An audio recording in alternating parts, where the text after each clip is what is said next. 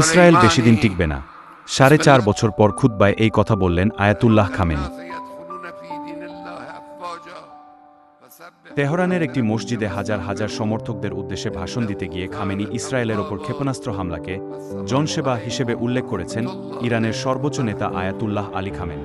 সেই সাথে ইসরায়েল দীর্ঘদিন টিকবে না বলেও উল্লেখ করেন এই নেতা। শুক্রবার 4 অক্টোবর এক প্রতিবেদনে ব্রিটিশ সংবাদ মাধ্যম দ্য গার্ডিয়ান এ তথ্য জানান। ইরানের সর্বোচ্চ নেতা ঘোষণা করেছেন যে হামাস বা হিজবুল্লাহর বিরুদ্ধে বিজয়ী হবে না ইসরায়েল। এমন বক্তব্য দেওয়ার সাথে সাথে বিশাল মসজিদের মাঠ থেকে জনসমুদ্র থেকে প্রতিধ্বনিত হতে থাকে, আমরা আপনার সাথে আছি। 5 বছরের মধ্যে প্রথম শুক্রবারের খুতবা দিতে আসেন ইরানের এই সর্বোচ্চ নেতা।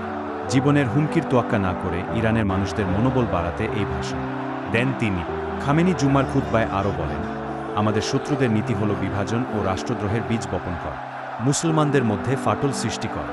ফিলিস্তিনি, লেবানিজ, মিসরীয় ও ইরাকিদের শত্রু একজন, তারা ইয়েমেন ও সিরিয়ার জনগণেরও শত্রু।